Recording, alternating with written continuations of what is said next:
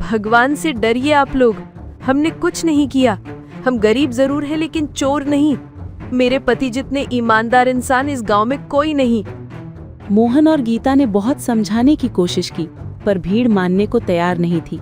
सब मोहन को ही चोर मान बैठे।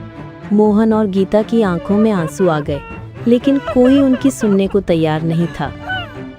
शिवपुर गांव में एक गरीब किसान मोहन अपनी पत्नी गीता के साथ रहता था। सुबह के वक्त मिट्टी के छोटे से घर में चूल्हा जल रहा था, जिस पर लोहे की कढ़ाई में थोड़ी सी सब्जी पक रही थी। अचानक दरवाजा खटखटाने की आवाज आती है।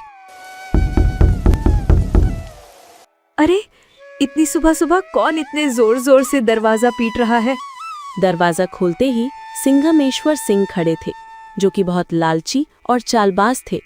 वो हर किसी से दुगना ब्याज वसूलते थे। मोहन, बहुत हुआ तेरा नाटक, मेरे पैसे कहाँ हैं? सिंघू, कल ही तो मैंने आपको पूरी रकम दे दी थी और पूरा हिसाब पक्का कर दिया था। मैंने आपके पुराने पैसे भी कब के लौटा दिए हैं। देर की वजह से तेरा ब्याज बढ़ गया है। अब वो उधार तुझे 5 गुना ब्याज के साथ लौटाना होगा। 5 गुना? श्रीमान, ये तो अन्याय है। मैंने मेहनत करके ब्याज सहित पूरे पैसे चुका दिए हैं। मैं गरीब आदमी इतना भारी ब्याज कैसे दे सकता हूँ? ज्यादा जुबान मत चला। अगर पैसा नहीं दिया ना, तो तेरे घर का ताला तोड़कर बर्तन कपड़ा सब उठा ले जाऊंगा। तेरी बैलगाड़ी भी बेच दूंगा। सिंघू, गरीबों का खून चूसकर आपको क्या मिलेगा? हमारे साथ ऐसा मत कीजिए। इतना ज्यादा ब्याज मैं नहीं दे पाऊंगा। पैसे तो तुझे देने ही पड़ेंगे। देख लूंगा मैं तुझे। याद रखना मोहन, सिंघू से पंगा लेना आसान नहीं है। सिन्नू मोहन को धमकाकर चला जाता है, लेकिन जाते हुए अपने नौकर को कहता है, इस गरीब भिखारी की इतनी मजाल कि मुझसे ना बोलकर चला गया। इसने गलती कर दी है। इसे सबक सिखाना पड़ेगा ताकि बाकी गांव वाले भी डर में रहें। आप बताइए, ये जिंदगी कब बदलेगी? रोज रोज 2 वक्त की रोटी के लिए जूझना पड़ता है। कभी मन करता है घर की टूटी छत ठीक करवा दूं, तो कभी सोचती हूँ कि हमारे पास भी अच्छे कपड़े हों, लेकिन लगता है किस्मत ने हमें बस तंगी ही दी है। मुझे पता है तुम्हें तकलीफ है, पर मैं क्या करूं? खेत छोटे हैं, बरसात समय पर नहीं होती, ऊपर से कर्ज का बोझ भी सर पर है। मैं दिन रात मेहनत करूं, तब भी हमारे हिस्से में यही नमक रोटी आती है। मेहनत? हाँ, मेहनत तो आप करते हैं, लेकिन भगवान हमारी सुनता ही कहाँ है।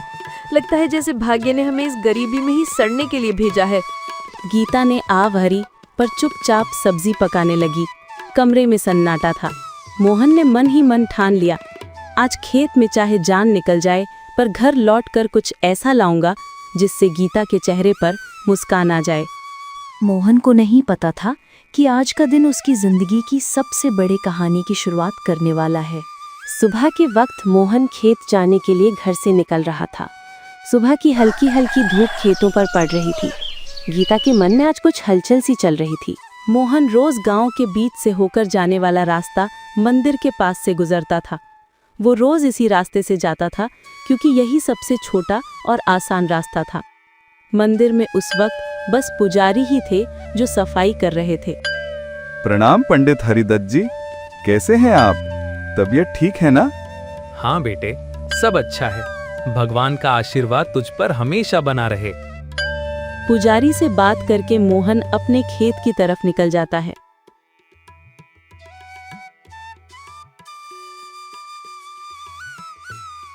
उसी शाम गांव का सबसे अमीर सिंघू अपने नौकर के साथ बैठा था।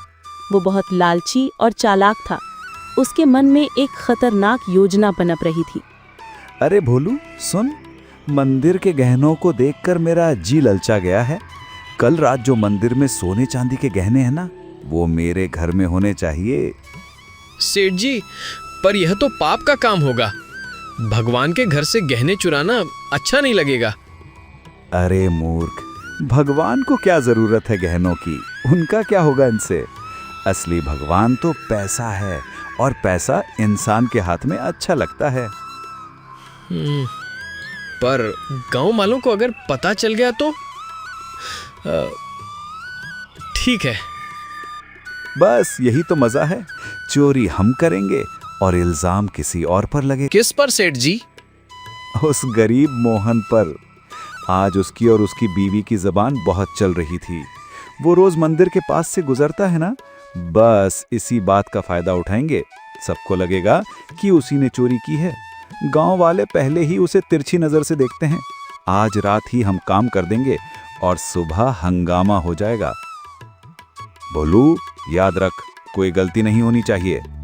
आधी रात को हम मंदिर में घुसेंगे, गहने उठाएंगे और गोदाम में छिपा देंगे। सुबह मैं खुद शोर मचाऊंगा और मोहन का नाम लूंगा।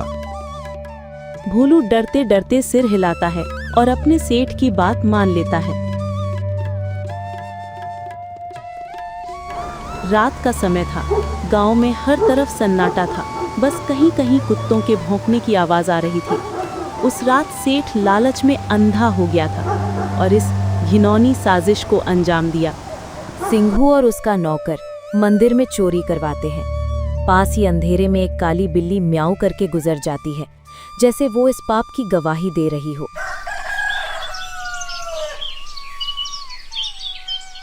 अगली सुबह गांव के बीचों बीच मंदिर के सामने एक भीड़ इकट्ठी हो गई थी। हर कोई जोर जोर से बातें कर रहा था। माहौल में घबराहट और गुस्से की गूंज थी। अरे ये क्या हो गया? मंदिर के सारे सोने के गहने रातों रात गायब हो गए। ये तो बहुत बुरा अपशकुन है। इसी बीच मोहन रोज की तरह खेत की तरफ जाने के लिए उसी रास्ते से गुजर रहा था। भीड़ देखकर वो रुक गया और पास आ गया। अरे क्या हो गया भाई लोगों? इतनी सुबह सुबह ये भीड़ किस बात की है? अरे मोहन, तूने सुना नहीं? मंदिर में चोरी हो गई। भगवान के सारे गहने कोई उठा ले गया। मोहन ये सुनकर चौंक जाता है। भीड़ में खड़ा सिंघू, जो असल में चोरी किया था, बहुत मासूम बन रहा था। पंडित जी, आप बताइए, कल रात तक तो गहने मंदिर में थे, फिर अचानक कौन ले गया?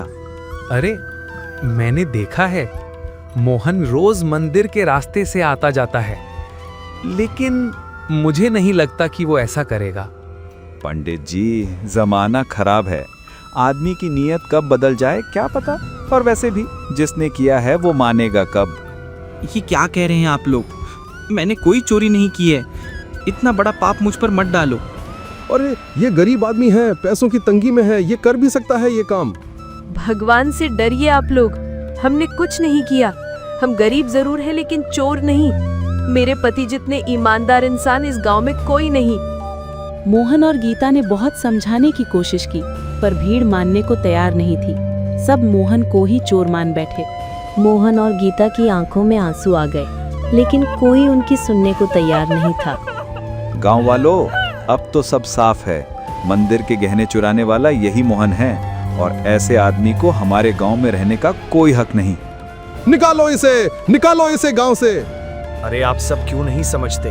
मैं निर्दोष हूँ, मैंने कोई चोरी नहीं की। भीड़ ने कोई दया नहीं दिखाई। सबने मिलकर उन्हें गांव के बाहर निकाल दिया।